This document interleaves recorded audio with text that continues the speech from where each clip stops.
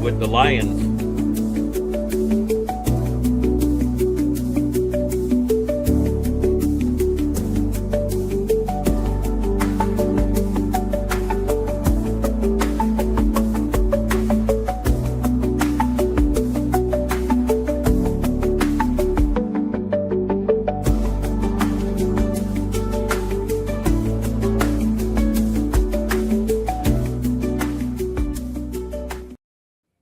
Hello, welcome to Driving Top Production Open Sports Mike NFL schedule preview. This is Dylan, the Big D. We've got Ralph, Charles, Jeremy, our Lions guru, and hopefully a few other people joining us.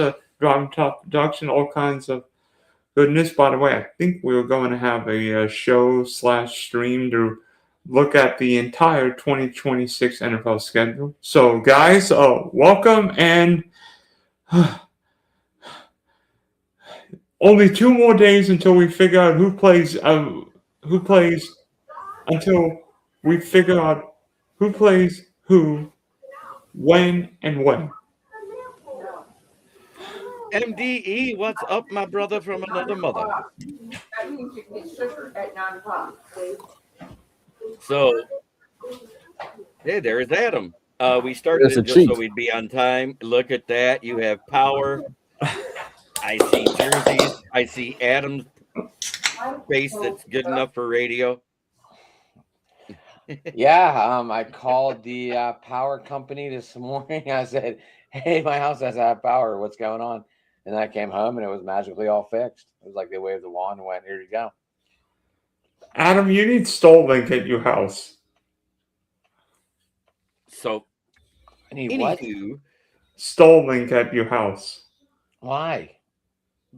That way, in case your electricity goes out, you at least would have internet. I had internet. Half my house had power. The other half didn't. So There's like power. the outlet, the TV and the router were plugged into were still working, but everything else in the room was down. The refrigerator didn't work. I had to take everything to the downstairs freezer this morning. I was like, holy fudge, this is getting out of control. And then there were no breakers, but there were no breakers blown in the box, and I was like, something's wrong, dude. Something's wrong. So I talked to my boss this morning, and he's like, you better call the company and like tell them to come fix it.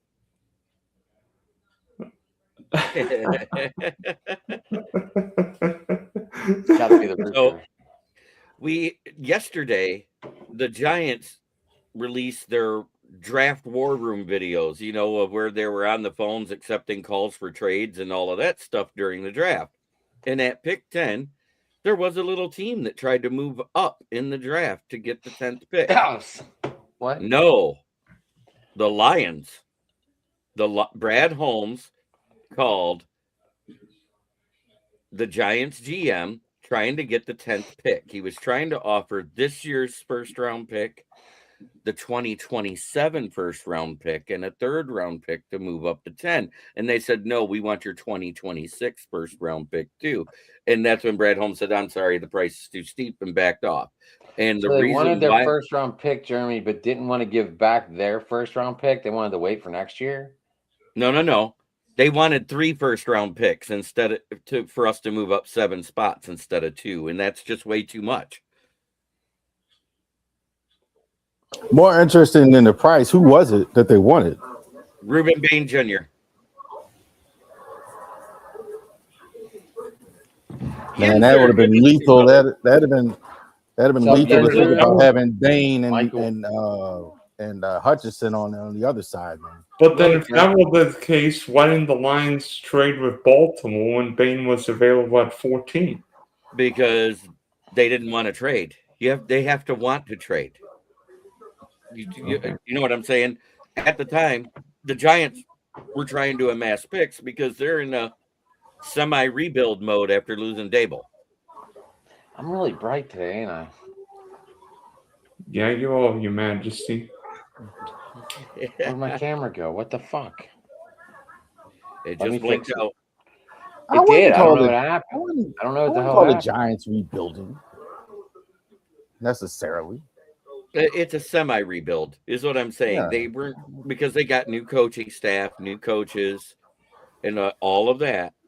It is a semi rebuild because there is a transition period. I don't know. I mean, in my power rankings, the Giants are my favorite to win the NFC East this year. Minus Dallas. I don't like I don't Dallas. think you. I don't like them. Problem with Cowboys is that they have a brutal schedule this year. And so do Philly. Well, Cowboys can win that division if like the whole division is 9-8 or something like that. Then I could see. so, But the Cowboys should just stay in the middle. Am I Hey, good I now? see a Am I camera. good? I know my camera's a little off, but I'm playing with it. Woo. Yeah, it's working. Those Anyway. of you out there watching, you're seeing the executive offices right now driving to the top. Hey, production. Don Burr, you're absolutely right. I've been talking about that. There's a guy that we should bring up from Toledo. He's a left-hander. Jake Miller. Look him up. The kid's having one heck of a season for Toledo. And we don't have a dominant left-hander since Skubal got hurt. The Tigers' injuries are insane. yeah, Insane. it's ridiculous how many guys are on the IL for the Tigers. All right, let's get. Is that better, boys? Am I not as bright as a pumpkin anymore? If Baltimore was in the AFC East, you're right. They would be the team to beat, but they're in the AFC North where all the teams are pretty level until we see them play on the field. I'm still thinking about the question as far as how good is Pittsburgh going to be? How good is Cincinnati going to be? I got Well, questions about both teams. I think one second. Pittsburgh has a quarterback problem, even with Rodgers there. He's going to be 42 years old. That's a real thing. So I don't really like Will We Howard. do not need or Rodgers, Drew Rav. Howard. Why does everyone keep saying we need Rodgers? I don't think. Why does I everyone don't keep think you saying have this? any that's good enough. There, and then I think they need everyone to let. keeps- Cincinnati's I pretty think good. they. But can I keep think the they need quarterback to healthy? let Will Howard have a shot. Right, I do too. Everyone keeps saying we need Will Howard. Like you need the rookie, young little dude to start, Rav, instead of Lamar Jackson. Why do y'all think Will Howard's good? I'm serious. Like I keep hearing Steelers fans say this. Like I don't see any evidence. This guy was picked in the 6th round. He was good as last year at Ohio State. He had the greatest team in the world at Ohio State. Still got picked in the 6th round. There's no proof that this guy's any good. Not better than Aaron Rodgers. Yeah. And do I think Lamar there's no is real healthy? proof Mendoza is going to be any good either, but everyone keeps praising him. Do I think Lamar is, as long as Lamar is, they could be the team to beat in the AFC North? Yes, I do think. I still think, but it's 3 to the post. I like everybody but Cleveland in that division. Cleveland has no shot. They have no quarterback. They have no hope. They have nothing. They have the worst. Hating Green Bay. They can't be serious about Deshaun Watson. Hayden Green. Hayden Green's going to be the starter. Watch. Oh God. By the way, He's 6'6". He moves relatively well. And he's got Boston and Concepcion to throw it to. I know Jeremy was trying to say something, and I think we both started at the same time. So go ahead, Jeremy. No, I was just looking at emails while you guys talk. I just said I think Will Howard should be the starter. okay, so I mean, we obviously don't know the entire schedule yet. We know bits and pieces. We know the 49ers and Rams are going to play in Melbourne, Australia. The Seahawks are going to open the season against one of the Patriots, Cardinals, Chargers, or Bears. The Cowboys and Giants are going to be the first Sunday night game. The Broncos and Chiefs are going to be the first Monday night game. The Lions and Bills are going to be the first Thursday night game in the Bills' new stadium. The Ravens and Cowboys are going to play in Rio de Janeiro. The Bengals and Falcons are going to play in Madrid. Eagles, Cowboys are going to play on Thanksgiving. And the rest of the schedule is as Patriots, Seattle opening Wednesday night instead of Thursday night. Oh, I hate. Oh, wait. When? Where are you hearing that? I heard that earlier today. No, No, that's absolutely true. Where the game will be on Wednesday. We just don't know who the Seahawks are going to be playing their first Wednesday Yes. night. Someone said it was going to be New England again. New England is on the schedule. I also read the Bears are going to have the toughest schedule out of everyone in the league. This is your stream, man. I know you're a big schedule guy. The majority of Steelers fans think if you play Howard or Rudolph, I don't know what you got.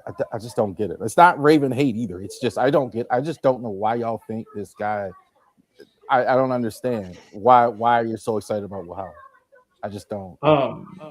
Well, here's the first question I have for you guys. What do you all think about the Chiefs getting a home Monday Night Football game when the Broncos won the AFC West last year? That doesn't seem right. I think it's the Mahomes rule. I think you're probably right. I think a lot of people still think the Chefs are going to be pretty good, and the Chefs are going to be there, and Mahomes is there, and Kelsey is still there, and I think the networks want the Chefs still. I'm not as convinced of that they're going to be. I'm not as sure they're going to be good this year, but I think a lot of people believe they're still really good. I think that's why. There's still a national. I mean, they got Kenneth Walker now. They added some key weapons. Yeah, they added some fast wide receivers too. So I think the Walker thing is really good. They were terrible at running back last year. I thought I think that's a big thing. They lost some pieces on defense. I think losing McDuffie and Watson, that's not good. That's a problem. I don't see how. That's hard. That's going to be very hard to overcome. They did go out in the draft and get some, young Delane. So we'll see. But I think I'm just not sold on Kansas City. I'm just Yinzer. All right, Yinzer. I am just not sold on Aaron Rodgers after watching him the last 3 games. Absolutely, you could tell the age was catching up to him. Just wearing out down the stretch. He could have played dominant against Cleveland. In Cleveland, I was there. He looked like a scared little pansy. Myles Garrett's going to tackle me. I got to throw out like a little wuss. And that was bullshit. Fuck. Yeah, but why don't you like Aaron? Why are you so hard on Aaron? I mean, he was decent last year. He's better than what was there the year before, for sure. Pickett or anybody else. You have to admit, the Week 17-18 Steelers offense was not the Steelers offense from that Detroit game when DK and Metcalf went head over heels with the Lion fan. Right, because the old age was catching up to Aaron Rodgers in the middle of the season, just like it did with Joe Flacco in Cleveland when he went to the playoff game and couldn't throw a damn fucking pass over 25 yards. Jeremy, go ahead, Charles. Go ahead. No, just real quick. I'll defend Aaron on one more thing. All he really had last year was DK Metcalf, right? So there was nothing else there. Well, that's Pat Fryermuth, but they decided not to in the offense because he just loved throwing to Kenneth Gainwell because it was a barely 5-yard fucking dump. Every once in a while, he'd throw a deep ball and it would look like a magic catch because he wasn't on target. And all of a sudden, Kenneth Gainwell looked like a genius and got a multi-deal deal out of Tampa Bay out of it. So he made the best of his chances for sure. Jeremy, my question to you is, seemingly the Cowboys get a primetime game week 1, whether it be Thursday night or Sunday night. Okay. Why? Monday night against is the NFL good for in good standing having the Cowboys play a week 1 primetime game, or is this a 1,000% ratings grab, knowing the Cowboys are going to be quote unquote America's rating team? Well, they do have one star on their helmet. That's not a star. That is a rating system. But anyway, they're watched because not only are they the most liked in Texas, which has a huge population, they are also the most loathed across the country, and people watch to see them fail. Right. It's like John Cena. He's like John Cena. Half the people like him, half the people hate him, but they all still watch him. Right. I really just compared the Cowboys to John Cena. That's horrible. John Cena's much better than that. Right. And it's right. funny. That's what But John I was Cena just would have giving- said about himself one time. He compared himself to like the Yankees. Yeah, that's Mhm. kind of what he said. I was just trying to throw a comparison, right, of what I think. But that's the another Cowboys team are. that's the same thing. Very loved by their fans, very hated by everybody else. It's success. Success sometimes causes hatred. There's no better way to say it. How many times have we had the Giants and the Cowboys on this opening Sunday, for God's sake? This must be at least 7 or 8 times in the last 10 years. I'm trying to Google it now and see, but I'm not imagining that. Like, they've had the Cowboys and the Giants, I don't know how many times the first week. Who wants to see the Giants? The Giants are awful. I mean, I think they're going to be better this year, but, like, they've been awful. What, is Lawrence Taylor still on the team? Or like, why do we keep getting that crap, like the Giants? Maybe it's Harbaugh's first game as Giant head coach. Okay. I mean, I just think it's weird how many times they've had Sunday Night Football opener 2013, 2015, 2017, 2023, 2026. They also got it 2012 when it's the last time the season opened up on Wednesday. The day before the presidential debate between Obama and Mitt Romney. Yeah.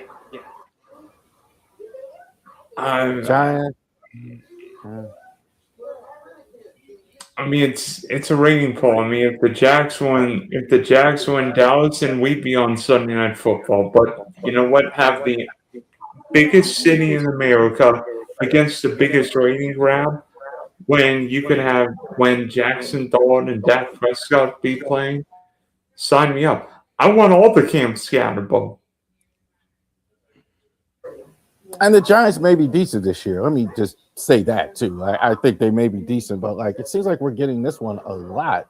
Like the Giants and the Cowboys. I don't think the Giants. I mean, how many people are Giant fans? Like outside of New York. We get it opening night, and then we get it on Thanksgiving, right? So it's 2 primetime spotlights for 2 teams in one division, and they're playing each other. Yeah.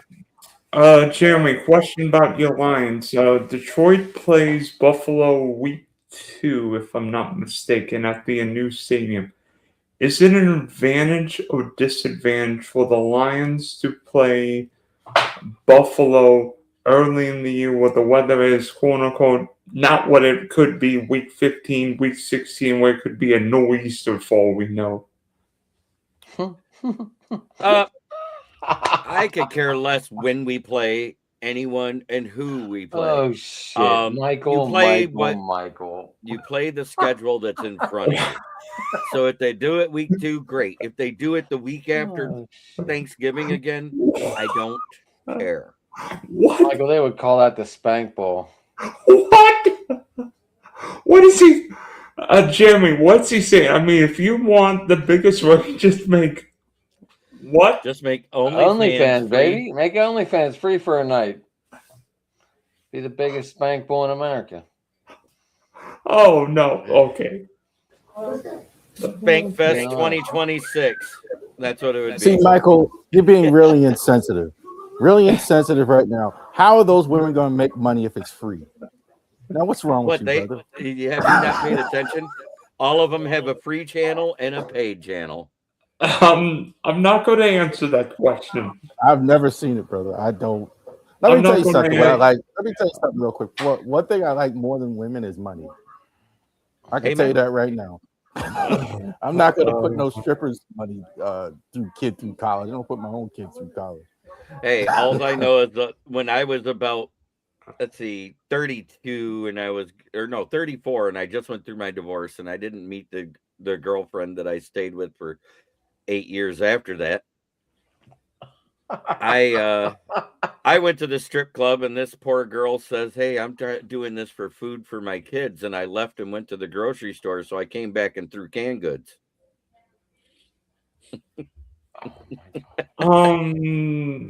In any I've case, seen somebody do something like that before too. I'm probably Years ago. I'm probably the youngest one here by I don't know a few At years. least 20 years. I'm guessing. 10 Are years. you what, in your 20s? How old are you? How old are you? 33. Right? 10 years 33? old. You are 23 years younger than me. About 15 years younger than me. I'm 48. Yeah, I'm right there. What do you guys think about the 49ers and Rams? Obviously, we know it's been on the schedule for a while, but we talk about games in London or Madrid or Paris or And this one's Brazil, in but a over there in game in Melbourne. Australia, is that going to put both teams at a competitive disadvantage with all that jet lag? If you think about it, that's why they did it on a Wednesday night. That way they can get back, get over the 2 days of jet lag, and then start over on Monday with a normal week. So wait, we have 2 Wednesday games. That means I got to play No, fantasy football. Thursday. The Rams. That's a Wednesday night game. There is no Thursday night game till week 2. It's a Wednesday night game. There's Wednesday night, Friday. Nope, it's Wednesday night, Friday night, and then Sunday. Wait a minute. But I thought the 49ers and Rams were playing the Thursday night game on one of the streaming channels. No, I think that's right. They changed it to Wednesday. it. They changed it to Wednesday because the first Thursday night football game will be Lions versus Bills. They already said that in week 2. No, wait. The Lions Bills game is going to be on Prime though. September On 10th is the date for that game. On Thursday night, week 2 is the first Thursday night football game on Prime. There's no Thursday night football game week 1. It's a Wednesday night game, a Friday night game, and then it's all day Sunday.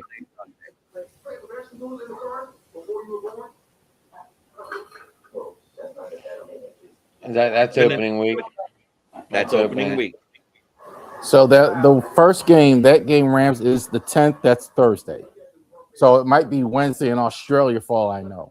No, it's going to be Friday because Australia is like 12, 13 hours ahead of us. So well, September they did 10th in Melbourne. I think that's why they moved the other game to Wednesday. The opening night game to Wednesday night. The Seahawks. Which is freaking weird, but I'm not in charge of that. If you They've done will it be, before. It's not like they've never done that. They've done it once or twice. if you will be NFL and could have one of the Cardinals, Chargers, Patriots, or Bears play in Seattle opening night, who would it be? It's gonna be New England. Yeah, I'm rooting for New England. I can't wait for them to start teeing up the Vrabel. I mean, we had the new Patriots look. I can't wait for them night. to do that. Yeah. Mike Tomlin will be there with NBC, I believe. Wow. You know what? I want to see Caleb Williams and Sam Darnold play on the same field. What? You want to see who?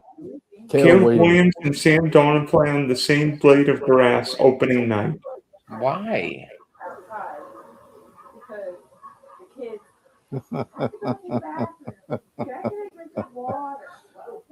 Favorite little rascal is Spanky, huh? I hear you. It sure would be if you had that show, bro. Can I get your reason why? Let me tell you, the Super Bowl was one of the worst I can see, and at least with the Bears, we have one of the league's most ascending quarterbacks, and we have Ben Johnson. I don't know about you, but Ben Johnson could sure coach. I want a great offensive-minded coach against a great defense mind coach week 1. The team I would have liked in that spot is not going to have it, and that's the Rams. I think that would have been the coolest one to see the Rams, because I really would love to see how they look in a game like that week 1. But they're going to be playing in Melbourne with the Niners. That's going to be a real tough division.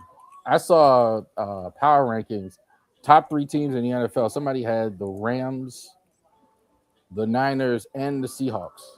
Now, I don't know how you can have all 3 in the top 3, but San Francisco's not a top 3 team in the league this year. I don't think the 49ers are making the playoffs. So that's just me. defensively, I don't think so. I just think they We'll kind of get was Fred smoking Warner mirrors back, but they last did year, lose D Winters, and they lost Robert Saleh. That's a big deal too. Like that's like Yeah. he had smoke and mirrors, I thought, last year, and then now he's gone, and a lot of your defensive players that you had aren't any good. Outside of Fred Warner, they get Greenlaw back. That's good. But They were- I'm not so sure about that defense. they were all gone last year, Rob. Yeah, that's the point. But they still even won, which is unbelievable. But the thing is, like, their defensive coordinator is gone, and I don't think you can continue to do that with the personnel that you have a good defense like that, especially without Salah there. That's a big deal. Like that they don't have him.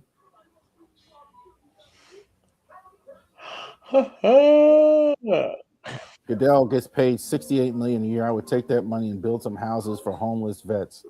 Take some money and buy a toupee. Take some money and GoFundMe for Jamie's forehead.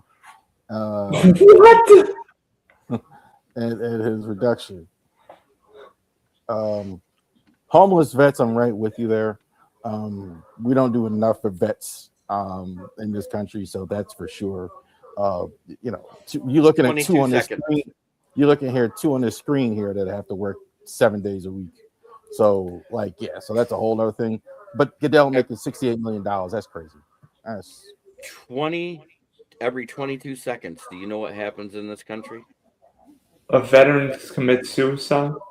Yep. mm-hmm. And you know what, Jeremy? I think we need to respect all vets. And I mean, you know what? The fact that you represent our country. Thank you. I was happy to do so. I wrote a blank check. And even though I've been discharged for many years, you know what they never discharged me from? The vows that you took, the oath to be a soldier. How many years did you serve? I only had to serve 2. It was a 2-year enlistment. But Okay. at the time when I was getting out and they were doing the re-up phase, they came to me 3 days after the big bonuses stopped.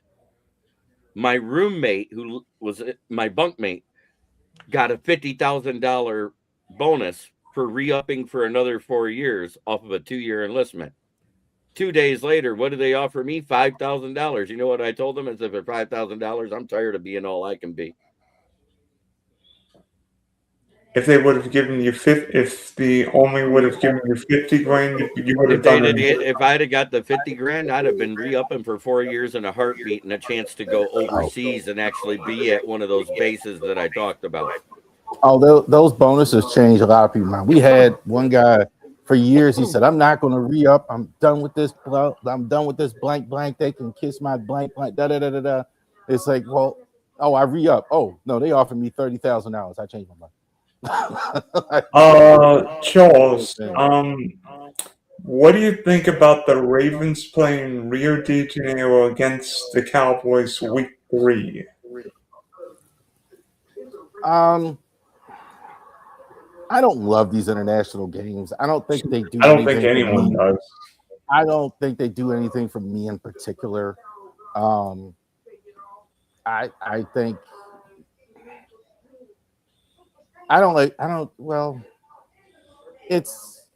I think it's good to get a neutral site game for them. And I think he got a shot at beating Dallas early. I think that's more I'm thinking about. I don't think Dallas is that good. So it's good to get them early. But yeah, these neutral site games, I mean, they don't really do anything for me. I mean, I don't know.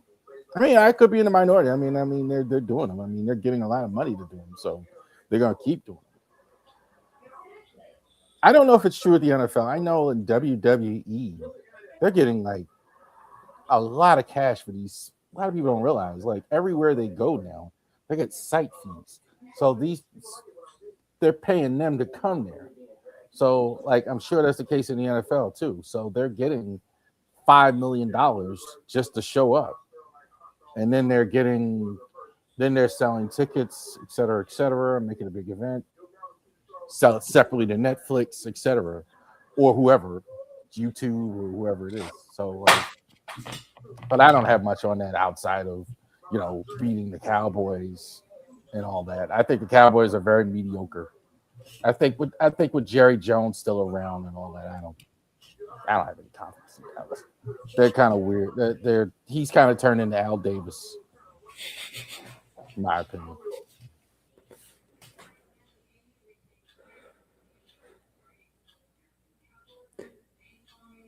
I'm with that. I'm more for that idea, like playing games in Montana, South Dakota. There's plenty of states that have stadiums that are sitting empty. St. Louis still has a team in the UFL. You could play a game there where the Battlehawks play. They bring in some of the best attendances in the UFL. You have other states like Alabama, Mississippi. You have Arkansas, Iowa, both of the Dakotas, Wyoming, Nevada. Oh, no, sorry. Nevada has the Raiders. I forgot. Utah. I actually have the Carolinas. I actually have an idea. When possible, why can't there be one weekend a year where every NFL team plays at a historic college football stadium? For instance, the Rams could play at the Rose Bowl, or one of the Steelers or Eagles could play at Happy Valley, or the Saints could play at Death Valley. Unfortunately, that ended back when the LA Rams left to go to St. Louis, because they did play in the Coliseum. I know. And the NCAA said, we are no longer going to have professional teams in our stadiums. Even preseason games. Why not the London Jaguars, Dylan? Oh gosh! Because of that contract that they won't be able to get out of for the first 20 years on the new stadium. No, that's not the question I wanted you to ask me. I wanted you to ask me that the Jags are playing 2 games in London this year. But why wouldn't they move to London if they're so? Why are they so hot to trot on London? Why would they agree to that? Well, then do that. Well, the Jags in London, you can't. Why can't time travel? Yeah, you can't. You can't do that. Oh, they're talking about it. They're talking about making it a global brand. That's why we're in Australia this year. That's why we went to Brazil 2 years ago. Okay, well, one game is fine, but not fucking a whole 9 games over in London. I'm not sure the economy in London is better than the one in Jacksonville, as much as that sounds crazy to some people. But the European economy and the one in Florida Florida and California have a lot of money there in both. I was just calling the London silly nannies. So they have a global brand, but I think that's the reason why it is. I don't know why they agree to that. The reason why is their owner, Khan, owns the hotel chain that's based out of London. I wonder why he wants to go there so much. Adam, here's one other thing. The Jags are redeveloping or rebuilding their stadium, so the stadium capacity is going to be lower this year. It's going to be a lot like you guys probably don't watch Premier League football. When Tottenham Hotspur rebuilt its stadium, and they played 1 year White Hart Lane for limited venue with limited capacity. Then the next year played at Wembley, and then played at the new stadium. The Jags are going to play this year limited capacity. Then they're going to play in Orlando, and then they're going to play at the new stadium. So, the Jags have played 2 straight weeks in London. I mean, I'm guessing the fans in Duval are not going to like it because they only get, maybe 6 home games a year. But I remember the Vikings played back-to-back games overseas. Yeah, you can attest because you guys played the Vikings in Dublin. Right, and then they flew to London because they had another international game. They didn't even come home. And played the back-to-back international games. Actually, wait a minute, not the Jets, the Browns. Yeah, the Browns were the following week, yeah. And they were both overseas. Well, not that it mattered. I mean, and then the next week it was the Broncos and Jets, which might have been the worst game of the year last year, but that's another story. We've seen this national schedule been released? Most of it has. Well, we used to see what he's talking about. Like, I know the Packers for years, they used to play in Milwaukee every year. At County Stadium. Yeah, they used to play there for years. The Eagles will play Jaguars in London. That was just a report that came on my phone. I also heard that, and that's why I want to play the Jaguars in London because it's like a Steelers home game in Jacksonville. We travel very well for that game. It's usually a yellow house. It's usually not a Jaguar color theme in the audience whenever we go there. I think the Steelers are the most well-represented team now in the league, like in terms of road games. It's never – I can't remember the last time I saw a Steeler game and there wasn't like a pretty big contingent of Steeler fans. I can't remember the last time I seen one. Even in Baltimore, you don't see it.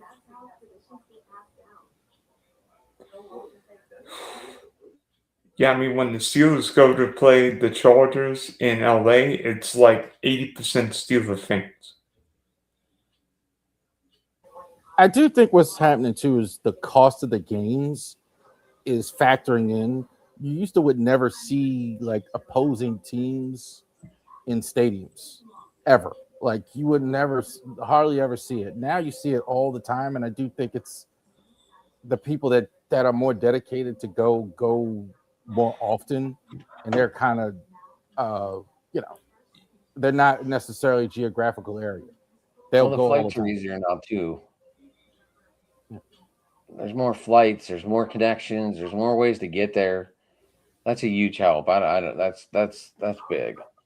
I went to at work. I was talking to one guy. He spent the last 5 years. He's retired, going to every Bucks game, home and away. Everyone. Every what? Every Bucks game, home and away. All of them. Even when the Bucks played in Munich? All of them. He went to every game. He's in his seat for every Bucks game. He said he likes the division games, obviously, because he's an easier drive for him. But if he has to go, but he goes to every game. I think we're seeing more of that, though. Guys that are doing that stuff is like dedication. That. Yeah. Jeremy, who do you want the Lions to face in Munich, Germany? Do you want an NFC North opponent? Or do you want somebody else? I don't care, but I actually want what they rumor to be the opponent. I want the Giants. I think we can take them. I mean, that'd be interesting. It'd be if that's true, week 11. I mean, there could be some weather in Germany. I'm not worried about weather. You keep saying the weather like it's a big thing. Goff has played in the rain in 1 games at the Lions. He's played in the snow in 1 games at the Lions. He's played in freezing weather. And 1 games in Chicago in week 18, week 17. 1 in Green Bay. That one week 16 game was that 116 week 16 game was one because Ben Johnson made called the play where everybody fell down on purpose. That was actually in Thanksgiving. It was the stumble bum play. I know exactly what you're talking about. They That was played with Thanksgiving Day Goldtown versus Bays. Laporta. Yep. Where are you hearing this? I think that's only rumored. I mean, that looks like Saints Steelers week 7 at the Stade de France, but that's not confirmed yet. We'll find out Thursday which ones are confirmed. That's what I'm waiting for. So Wednesday, that's, isn't Wednesday the international release, Jeremy? I don't know. I just know that Thursday is tomorrow? the schedule release.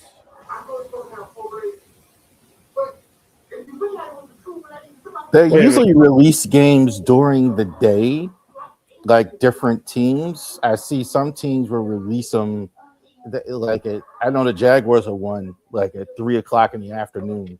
They'll go ahead and release their schedule. Hey, guys, this is unconfirmed. I'm hearing rumors that the Patriots and Lions may play week 10 in Munich.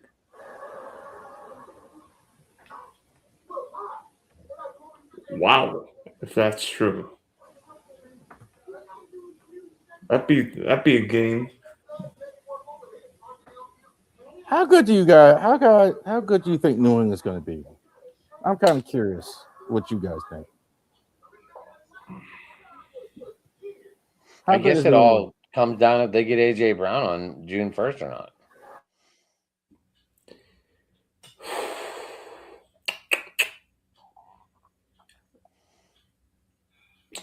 Jeremy?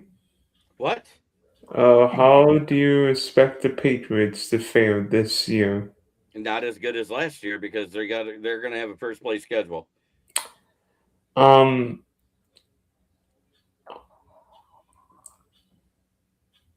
know, Charles, my answer may surprise you. I think the Patriots are going to be a better team than they were last year. And there's a very good high likelihood the Patriots miss the playoffs. Not because New England's a bad team, but the schedule is so much harder. Playing the NFC North, the AFC West, in Seattle, not to mention Jacksonville in Duval County. Plus, that Patriot offensive line was exposed in the Super Bowl. Who knows if Will Campbell's going to end up at guard? I think New England drafted another tackle this year. And I'm not saying this, but the off the field scandal with Mike Vrabel and she who shall not be named won't help matters. I'm not sure if they're better than Buffalo or not. I'm still about the just new Patriots logo, girl.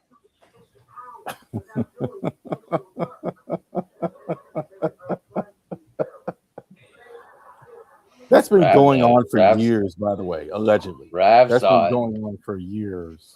Good for them, man. 6 years. That's crazy. Reliable sources, right, bro?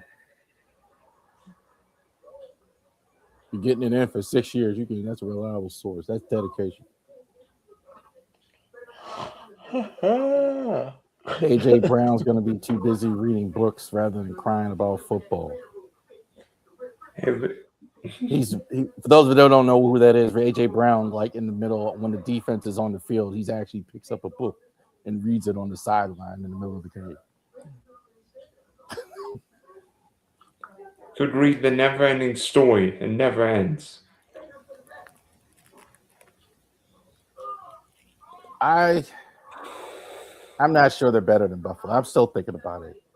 But we see, like, I'm looking at a lot of these divisions, and like, there's a lot of cluster in these same divisions. There's not a lot of divisions where one team is really above the rest. Like the Lions, the Packers, the Bears, the Vikings, really close together. And then they're not as good, but the Panthers. The South, they're kind of all in that same little. Our division, the North, the Steelers, Ravens, they're all kind of, it's interesting. You see it like certain divisions are better and worse all the teams are good or all the teams are not so good.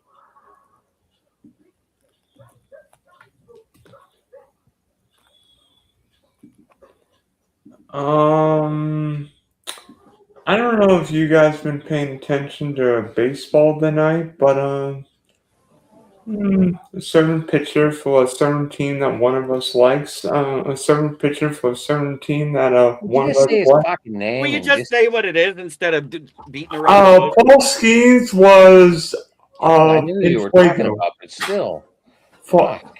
Sorry, I'm just trying to make a joke. But Paul Skeens was hotter than a firecracker again tonight. 8 innings, struck out 10, 2 hits, and 1 bunt attempt by the Rockies. Yeah, Paul Skeens' ERA after opening day looked like my GPA at in college, and now it's like under 2. Paul Skeens is pretty damn good. Might be the best pitcher in baseball now that Scooble's. Joey Ohtani's still at 0.97, so he's still got a bit to go, buddy. Is Ohtani hitting tonight, or what's going on? They have now this year for the first time in games have him not hit when he's pitching. So I've seen that they've done that Yeah, a if couple he's times. pitching, he's not hitting. I've noticed that Right. too, Rav. Let me look at the line. Ohtani is hitting tonight So he's in the game. Cool. and pitching. Excuse me. Yamamoto's pitching. Well, never mind. Yeah, Yamamoto's pitching. That would be a reason why he's hitting. His offensive numbers are not Ohtani like, but what he's doing on the mound is unbelievable. Like if he could win a Cy Young, I mean that would be insane, bro. Like to hit 50 home runs year after year after year, and then win Cy Young, and now we're still early, but that would be crazy to me. That would be unbelievable. Skeens was terrible on opening day, and he's looked like Paul Skeens ever since. I think probably the only reason he sucked on opening day was the World Baseball Classic. I think that's why he was because he was heavily involved in that. I think a couple of those pitchers kind of struggled in their first start or two after that. Other than that, he's been fantastic. Well, if O'Neal Cruz could catch a cold in Alaska, he might have his ERA be like 1.3. Why aren't the Pirates winning more games? Like they're good, but they're you can see them. They're better than they've been, but still, like they're in third place in a division that's all above 500. Yeah, I mean, Pirates are really good this year. They not only have Brian Loud, Ryan O'Hearn. They're just in a division, Rab, where it's like, okay, every team's over 500. It's like, it's just like the AFC North and the NFC North. It's like, when them divisions are really good, all of a sudden you got teams that are all up over 500, and unfortunately, some of them aren't going to make the playoffs. The Cardinals have been good. That's a what the H to me. Like I didn't see that one coming. Like all of a sudden, Jordan Walker is looking like a human being. They're finally getting what they've been waiting for with him. So that's wow. Cubs have been good. That doesn't surprise me. Their pitching is going to be really good. Offensively, they've kind of not been great though. I don't understand. You could do what you want as a lineup. I don't understand. I don't understand it. I've never understood the deal. I've never understood the big deal about. If you want your pitcher to hit, let him hit. Who cares? I don't know. Yeah, I kind of don't agree with team. I heard that too. What Michael said there, but I don't know why they're complaining. What are you mad about? He's the greatest. He's the greatest in the last. We spend over $100 million this year on our payroll, Michael. We're getting somewhere. We're not the cheapest. I think we're 19th in the league overall right now at spending money.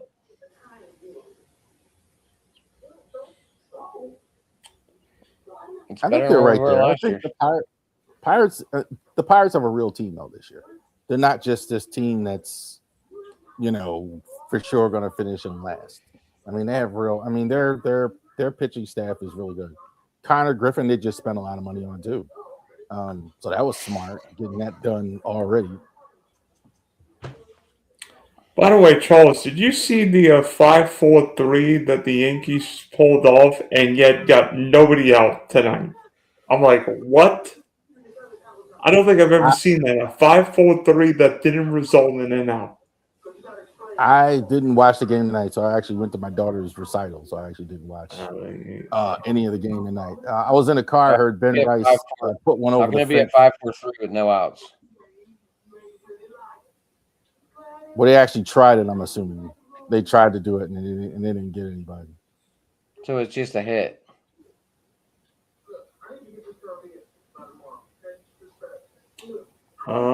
Yeah, Yankees won 6-2 tonight. Right, it's just a hit. I You know guess. what they tried to do. If they got no outs, that means the guy got a hit. They might have overturned the one they got. They might have overturned it. ABS might have overturned it or whatever they challenged it. I don't know. I didn't watch the game. I actually didn't. This is one. Michael, did they give him a hit on this or an error? Might have been a fielder's choice for all we know. If there were no outs, there's no fielder's choice. If they got no one out, there was no fielder's choice. Let me see what I can find. Am I wrong? No, you're right about that. Okay, it was a fielder's choice to E5. Got it. Thanks, Michael. Okay, yeah. Okay, so they did get an out. They did get an out with the fielder's choice. Jeremy, did you see the play? I didn't No, really. I worked. I haven't. I don't even have TV. I sit here and I do everything by looking at game casts. I don't even watch stuff anymore. That's because you're way too knowledgeable for this shit. Oh, wait. Safe on a throwing. Wait, safe on a throwing? The throwing error. Okay. So it's an E5 period? Now Michael's saying that. I'm sorry, Jeremy. Michael's saying there was no out recorded, so it can't be a fielder's choice. The fielder's choice was him throwing to the wrong base. That's what they're basically saying. It can't be a fielder's choice. Fielder's choice is an out. Jeremy, right? He made a decision, and it was an error. So there's no out, is what they're saying. So how is it a? Okay, I'm done. I always thought a fielder's choice was a forced out. Nope. Because they don't count the 5 and the 4 unless it's an out. That's what I thought too. I don't understand this one at all, but I mean, there's a lot of unless they overturned non-errors given these days. They overturned it. Okay. I could see that. Like, okay, no, you thought you had one, but you didn't get it.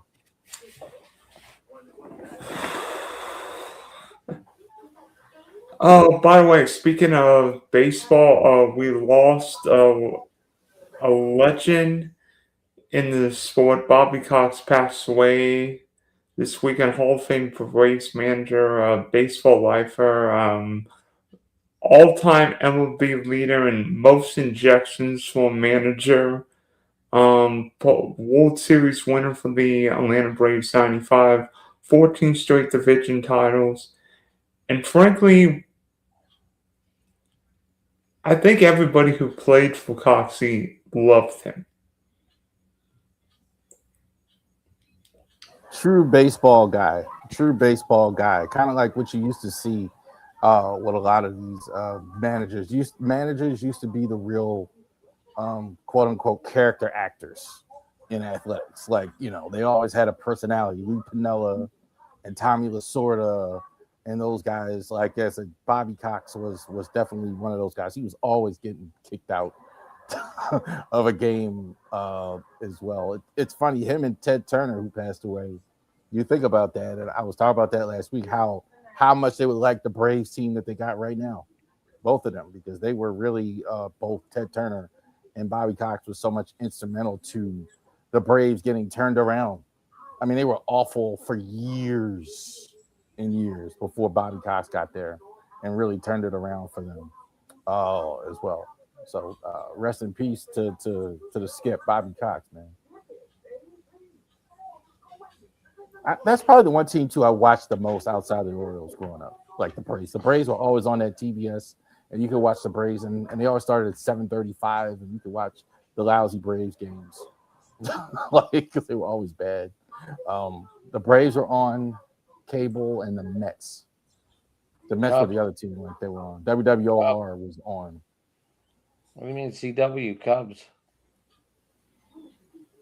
I didn't have WGN. I heard about that one too, but I didn't have that for whatever reason. We didn't have WGN. TBS was the big one for the Braves, right? Yeah. Yep. 158 ejections. I will mention the list reflective of Wilt Chamberlain. Yeah, I get it, brother. Wilt Chamberlain was over with 1,000 ejections, if you know what I mean. Bobby Cox was the GM. I was just thinking about it. Bobby Cox was the GM before he was the manager. Traded for John Smoltz and drafted Tom Glavine. Everybody talks about Mad Dog Great Max, how good it was. Tom Glavine was the guy that really got it rolling for him at the start. He was the one guy who was there during those lousy years, but was really good. And then when it got good, they had Maddox.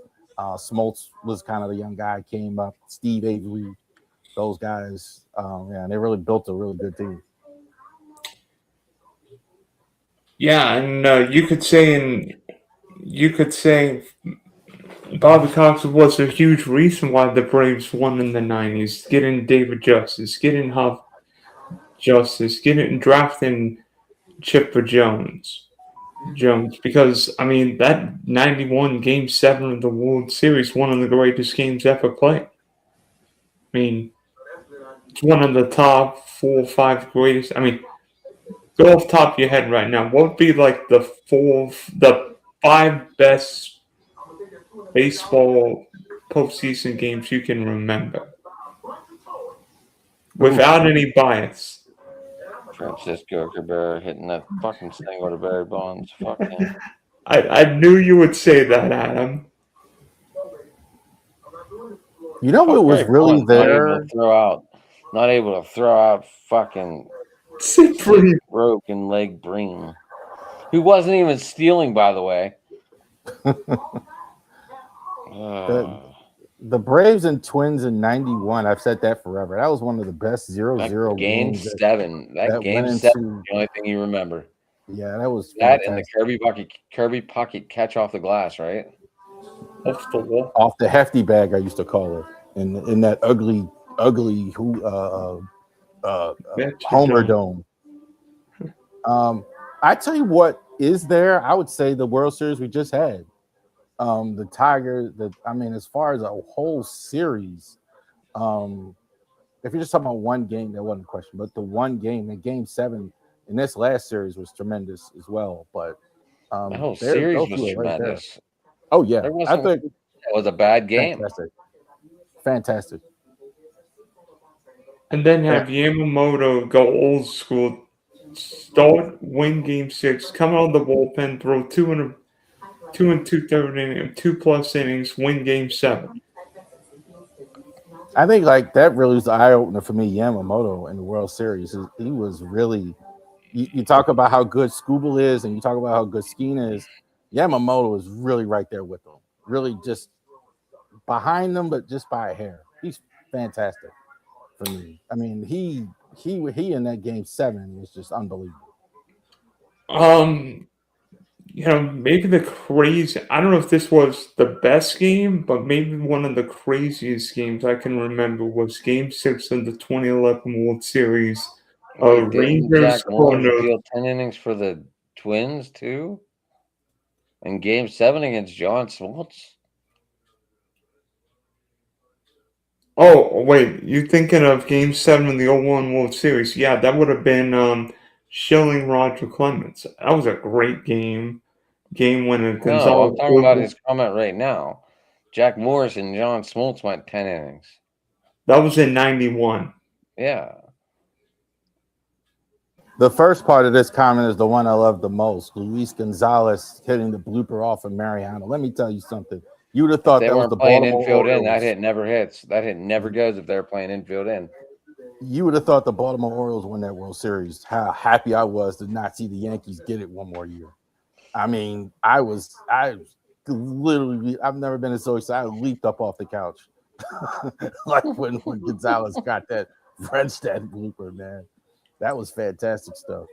Hey, Jeremy, do you remember when Bucky Anderson said when who was the Padre manager in '84? The I was 14, so no, I so don't remember when what he said. Bucky Anderson I wanna said the say- Kirk Gibson said, and I quote, "He don't want to walk you. He don't I want want to to say walk Jack you." McKeon, but I want to look. No, he was the GM. It was. Oh, shoot. He was the A's manager in 72.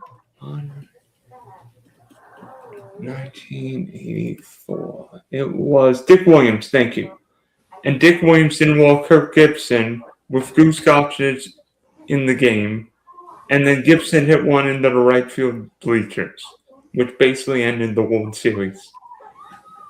I was 5, maybe 4. What year? 84. I was 5. 84 I was at 5. Old Tiger Stadium. I was 5. I didn't watch that game. Sorry, I missed it. That Tiger team was. Is that the Howard Johnson? Was that the Really Howard good. Johnson team? Howard Johnson, Tom It's the Brookins, Alan Trammell, Lou Whitaker, Johnny Walkenfuss, Darrell Evans, Willie Hernandez. Chet Willie. I was talking offensive players. I haven't even got to the pitching staff yet. Chet Lemon, Kirk Gibson. I can't remember who the other outfielder was, but Hojo was on that team. Lance Parrish. Then you had Jack Morris, Dan Petrie, Rick Leach was the third baseman also that year. Rusty Kuntz.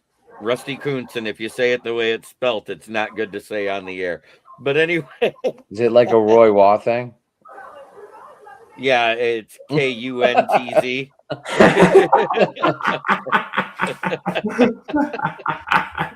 It's Kuntz in German, but you know what the American people have said it as a few times. Even announcers have made that mistake on the radio. I do remember that Tiger team. They was 35-5 historically. They got off to just a ridiculously. You know what's great crazy start. is that, Adam, I'm going to bring this up because I think it's funny. Do you know that the 84 Tigers in August had the exact same August record as the Tigers last season? They damn near lost the division to the White Sox that year because they played so horribly in August. That was only a 2-team race then. Yeah. Only 2 teams got in, in the 80s. That's it. Kuntz may be rusty, but please, oh my Lord, just don't be crusty. Dude, Michael's on fire again tonight, Jeremy. Wait a minute. The Tigers won the AL East by 15 games that year. The August, it got close at the end of August. You remember, they still ended at the beginning of September. They didn't go into October like they do now because it was only 140 games. In August, it got down to less than a 5-game. They were talking about, wow, Chicago could overtake them.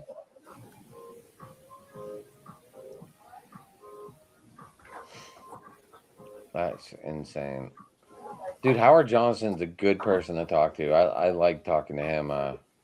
Me and Joe talked to him for almost an hour and a half. Mr. 30-30, Howard Johnson. That's the first guy I think about. One of the first guys I think about with the 30. He was a guest on the Driving to the Top show, guys. I'll try and reach out to him again. See if maybe bring him on for a baseball night or something.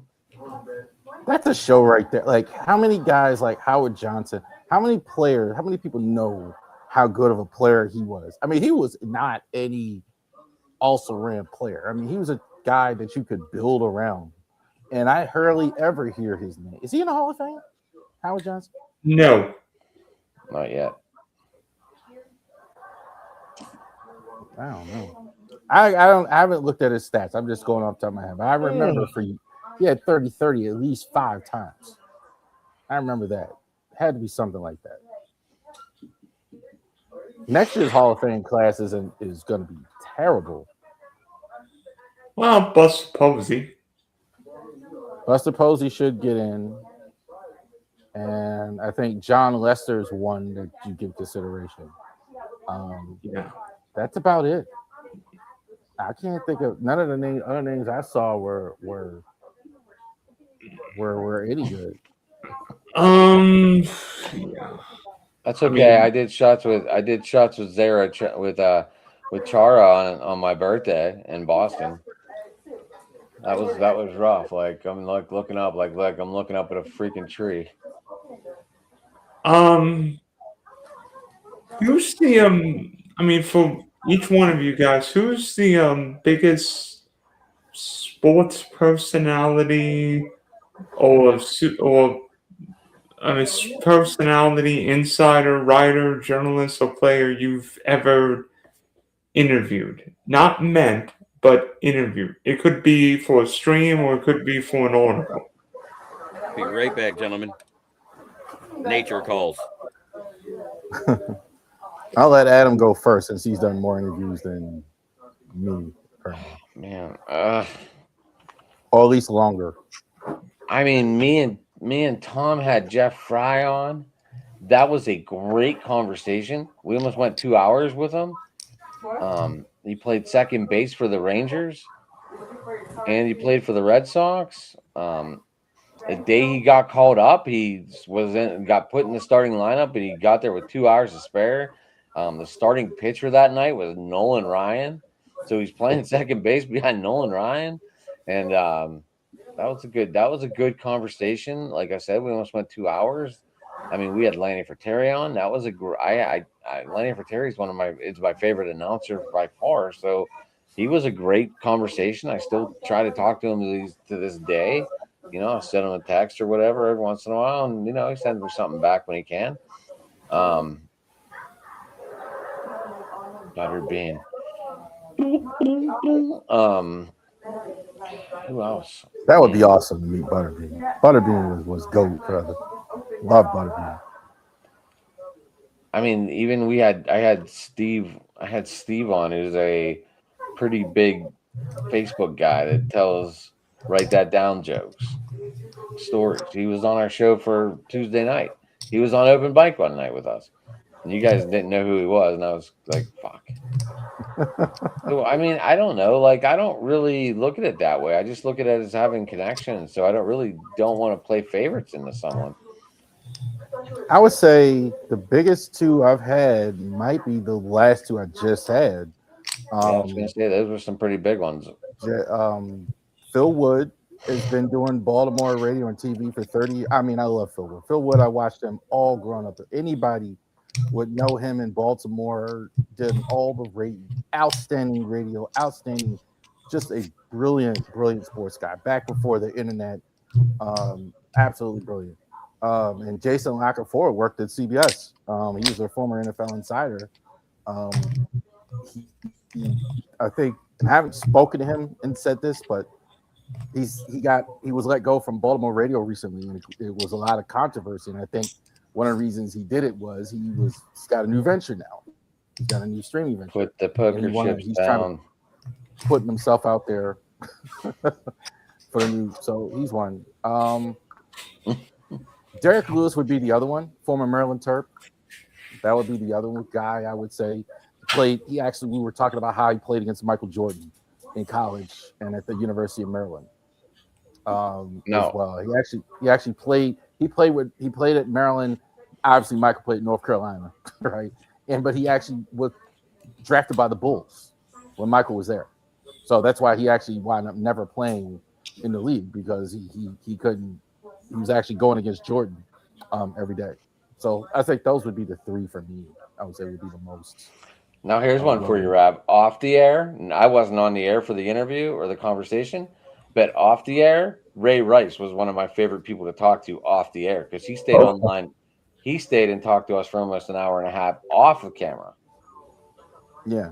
And you hear the reputation. Obviously, being a Steeler fan, great. That was in the rivalry years where it was fun to watch, and Ray Rice was an excellent guy to talk to. I really liked talking to Ray Rice. Danny Wilcox is cool too, but me and him got into a little bit of a communication because he's a big Tomlin fan and I'm not, because he won a Super Bowl with him in Tampa. No, he'll tell you that to his face. He'll tell you that. Like, me and him got into it. I wouldn't be surprised listening to him and Matt talk the way he cuts from the whole thing. But Daniel's a great guy to know. I mean, he's still good to talk to. But I mean, I didn't look at it as a fight. I just looked at it as me speaking my mind. Jeremy, who have you interviewed? Glover Quinn, former safety of the Lions. I have actually met face to face and did somewhat of an interview out at Mount Pleasant with Herman Moore. Nice. Let's see, who else have I met? Charles Harris. I met him in person at a signing, and it was in Kochville, which is just outside of Saginaw, a small town. There was only about 40 people there for the signing, so I waited for everybody to get done, and we talked. And he did like a little intro cameo at no charge to me for my podcast back when I first started. And not me. I'm assuming the defensive end, Charles Harris, that you're talking about. The defensive end that we had on the team. Yes, Charles Harris. Right. I have his signed mini helmet around here somewhere. But he actually did a shout out to Kneecap Biting with the Motor City Lions, hosted by Smoke and Jeremy B, and it was kind of cool. Oh, yeah. But let's see, who else? Oh, and Terrion Arnold at the media room for day one of the draft. So I've been blessed. Most of those had nothing to do with podcasting, and everything to do with being at the right place at the right time. There's a whole thing in media about having access to guys. Do you guys worry about that? As far as having to have access, blah blah blah. I don't have to have the heavy conversation, but I don't know. Well, Glover Quinn was a part of another podcast that I was on as a guest, and it was Darcy Maville's Detroit Lions news podcast, and he was on there, and I asked him. This was in the 2020, so it was before I was even big. I asked him what the Lions needed, and he goes, they need a veteran presence like what I was when I got there for the secondary, because when I got there, Darius Slay was a rookie. Nevin Lawson was was a rookie. We had Rashid Mathis, but he wasn't a leader. He may have been a vet, but he wasn't a leader. He goes, I was able to be the leader in that room. And this was back before we got Kirby Joseph, Brian Branch, and all those guys that are natural leaders from the teams they came from. And he's exactly right. But we did it with youth instead of a vet. But it still worked because that's what we were lacking, is people who were leaders of men. And that's the interesting thing. If you actually look up everybody that Brad Holmes drafts, they are either versatile or a former team captain. Jeremy, I'm not laughing at you. I know what you're laughing at. So like, if we're going off camera, I work at the airport, so this is totally unfair. I got to meet Prince Fielder. I got to meet all the Steelers when they got their rings. They were all flying out. Hines Ward, I got to meet all those guys. Max Starks, I got to meet Michelle Wee. But one of my favorites was Mario Lemieux flew on the airline I worked for. So that was fun because I would get to talk to him he would talk to me for like 10 minutes maybe, but it was enough for like great talk. Yeah. Sergey Gonchar, Evgeny Malkin. I met Sidney Crosby whenever we were walking the airport. Me and my buddy would look back and forth because Sidney Crosby knew he could come out and walk the airport and no one would bother him. So he would come out there and walk laps around the inside of the airport and no one would bother him. So, I mean, that was cool watching Sid do that for a while. Um, Good I'm, angle. I interviewed Dick Vitale, Oh, that's sweet. and then on my show, I've interviewed an Olympic gold medalist Dana Vollmer, a couple of race walkers, British 400-meter hurdle. Let me see.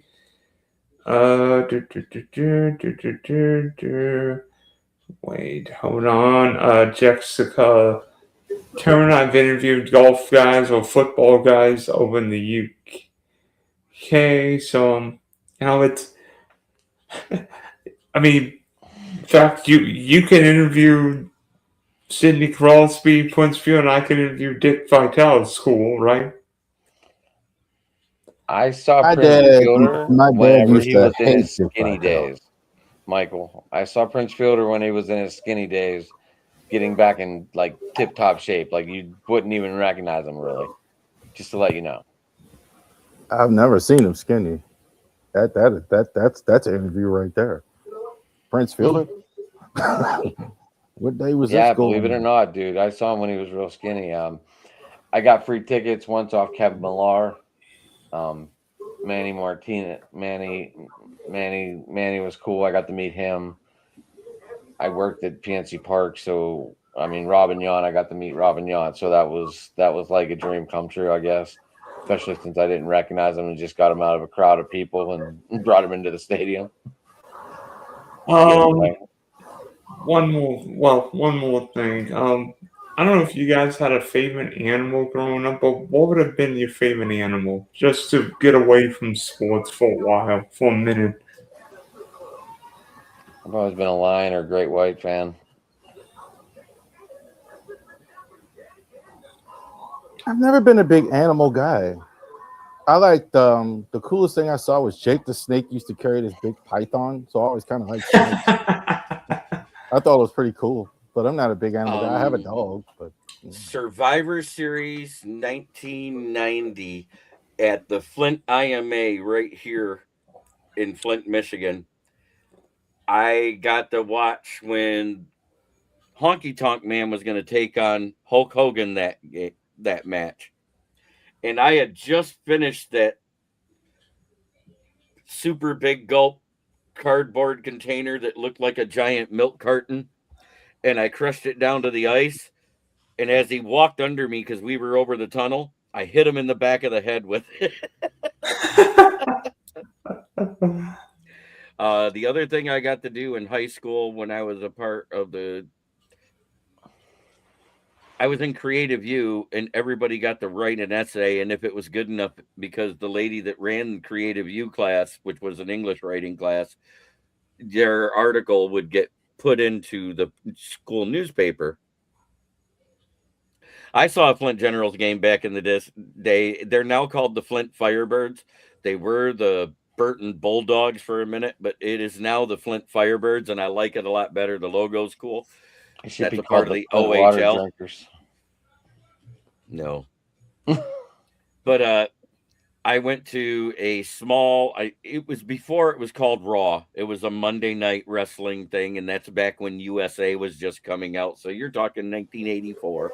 that's called primetime wrestling for those of you who weren't alive there. Yep. I remember. Yeah, when did Raw come in? Like what, 90, 88, 93. 89? 93. 93. Well, anyways, Axe and Smash was big then. Hacksaw Jim Duggan, Junkyard Dog. Oh, Yeah. All of them guys go in, and all of them are signing my wrestling magazine with their pictures in it. Axe and Smash show up in a Pontiac. We used to call it the Ghoulie, and it was a 6,000 LE that they rented from the Bishop Airport. I walk up, I goes, "Hey, everybody sign my magazine, will you?" and he literally put his hand in my face and shoved me backwards.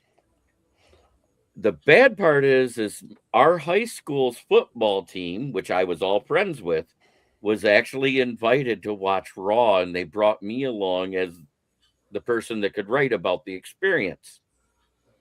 Nice. So the See, right. offensive and defensive line, 8 of us picked up that Pontiac 6000 LE and made it so the transmission was teetering on the curb.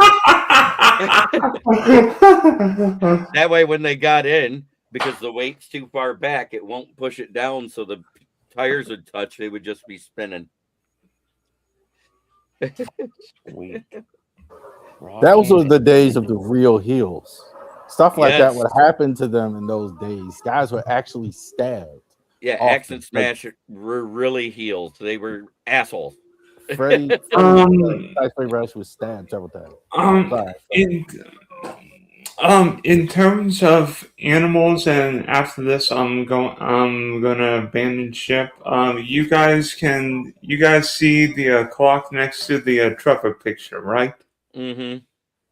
Yes. I hear it purr every now and then. It sounds like a... No.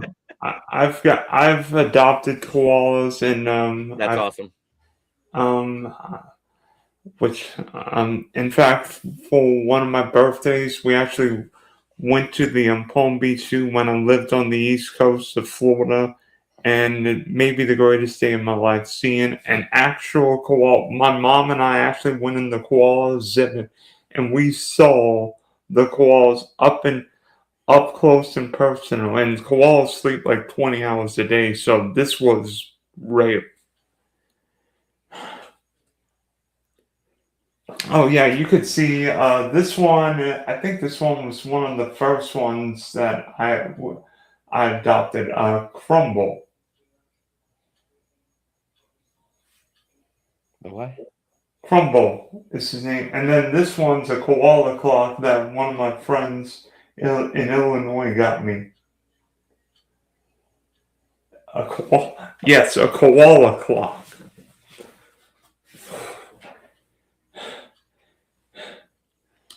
Okay, I'm gonna leave so you guys can talk whatever you want. Swanky Spectrum Sports, Big D Podcast, Dill's History of Sports. I'll probably be what are you guys doing Thursday night? We're gonna do this, break down every team's schedule.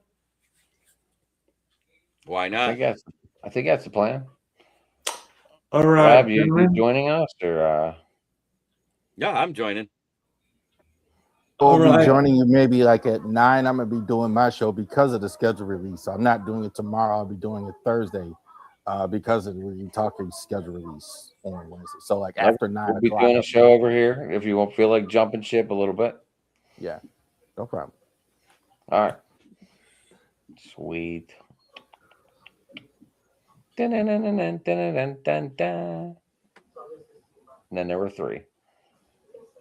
So, Rob, what are you thinking of Pete Alonso so far this year? Pete Alonso is finally starting to turn it around, so that's good. I thought in the first month he was really just pressing. He's never played a different team, different city. I thought he was trying to hit a home run every time he came into the plate. In the last few weeks, looks more relaxed. He's been on fire. He's been playing well, actually hitting ball a different field. So he's getting there. I thought a rough start, but I think he's getting there. He's got like 6-7 home runs. So he's been decent, I think, in his last few weeks here. I was curious, we talk ball on Monday night, right? We talk baseball on Monday night here. I have not been able to make the show on Monday quite yet, simply because I've been doing other stuff. Oh, you're good. I just wanted to let you know. But if you are going to come on, Rob, you got to let me know in advance so I can get my questions ready. Oh, I will be ready. Spurs are killing the T-Wolves right now. For those of you, and if you want in, we have a text chat on phones for it. If you want in on it, I don't have your phone number yet, but you could put me back into the regular chat though, because my new channel. I don't even know if I don't. You have to follow me so I get it. I don't even think I have you on the new one because your other one got hacked. Yeah. Okay. All right. I'll be honest. I'll be honest with you. I was like, when's Rav gonna follow me? Because I don't even have his new account.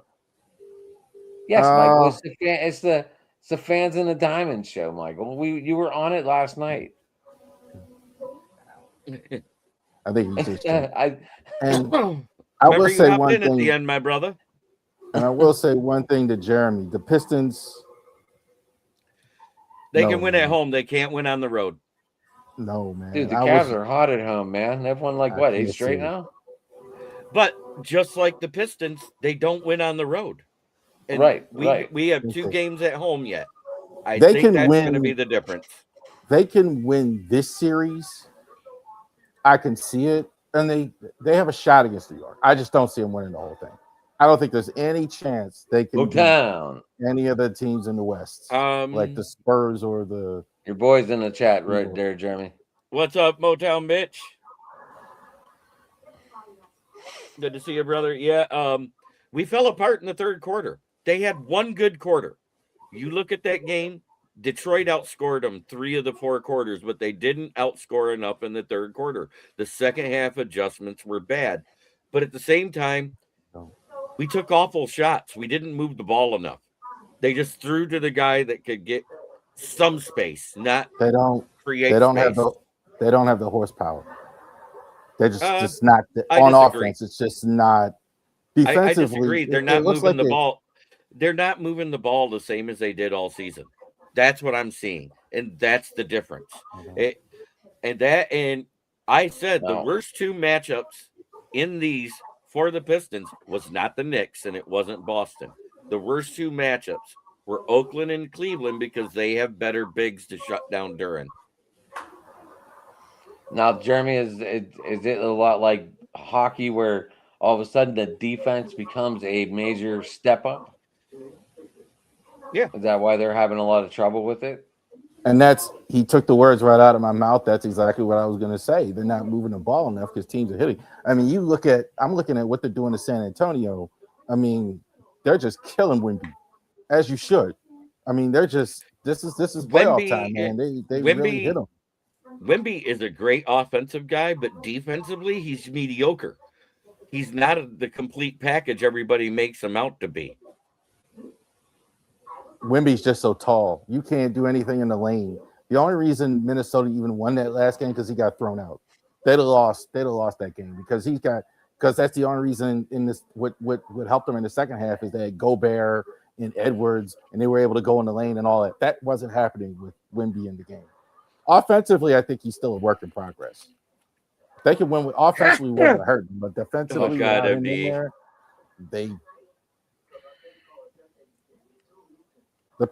the Knicks are really shocking me how good the Knicks have been. That's just because I think Mike Brown's an idiot. I never liked him as a coach. I think that was just... Bless you. Well, boys, we got anything else to communicate about this evening? I just want to let everyone know, Rich did text me earlier. His wife is getting better, but she still needed some resting time. She hurt her back the other day. That's why he wasn't on last night or tonight. Jeremy, he got a box on the porch today too, but he won't open it yet. I go, you waiting for Christmas? Or are you gonna wrap it up?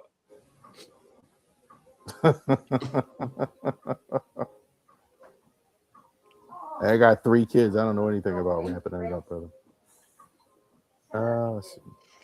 Michael, was this back when the cordless phones were? When the corded phone was, and you couldn't see who was calling? Did you blow up her parents' phone number? What is this for? Dated a girl back in the day. It was great 3/4 of the time, but the one time I needed a break, she recharged her batteries and didn't need. Oh, I had to read it twice. Oh shit! I got to tell you, it's a whole new. I'm so glad I don't have to deal with that no more. My hat's off to y'all single guys having to deal with these women out here, man. Y'all. No. I don't see how y'all do it, man. I'm a single dude. I know y'all guys are. Rich scares me. I swear every time I see him on the show, I only see the Undertaker, and I want to check under my bed and make sure I don't die. Rich is a great guy, man. Rich is awesome. Rich is way more knowledgeable, like in everything, more than you think. I mean, he just rattles it off. Dude, Even you could pick like 10 sports. Go ahead. Rich is like, I don't want to put him to shame. I'm like, Rich, bury the guy. He wants to go up against you. Fucking show him what you got. I was like, just bury him. See what happens. I don't know. Dylan's pretty knowledgeable on his sports, though, man. Dylan would beat Rich maybe in real life. Like I would more bet that in general, like if we're doing a count or something like that. Look at Michael kissing your ass pulled down pants, Jeremy. I've been trying to get rid of my women for the last 4 years. Apparently you're not doing it. Apparently you're not doing a good job there, Ginger. It's not real hard. Or maybe that's why you can't get rid of her. I was just reading an article. I was just reading a post about that where somebody said he was with this. I'm hoping this wasn't really true. He was with this woman for 10 years. And after 5 years, she demanded to marry him. He gives him a ring. But he said, well, I really didn't want to marry her. It was just a pacifier. And every time she asked for a marriage or whatever, I just upgrade the ring. So I got sick. She nursed me to health. Once I got healthy, we scheduled a wedding like I promised. And then he walked out on her right before the wedding. Like, that's just savage right there. I hope that really isn't really savage. Happening to somebody. That is some savage shit, dude. All right. I'll go here. Rivalry Sports Podcast this week, Thursday night. So definitely to Ravens schedule release. We're going to be talking about that on Thursday night. We may have to wait, but right now at 8 until the schedule is actually released. So we will see about going live. Are you going live Thursday night or are you pre-recording?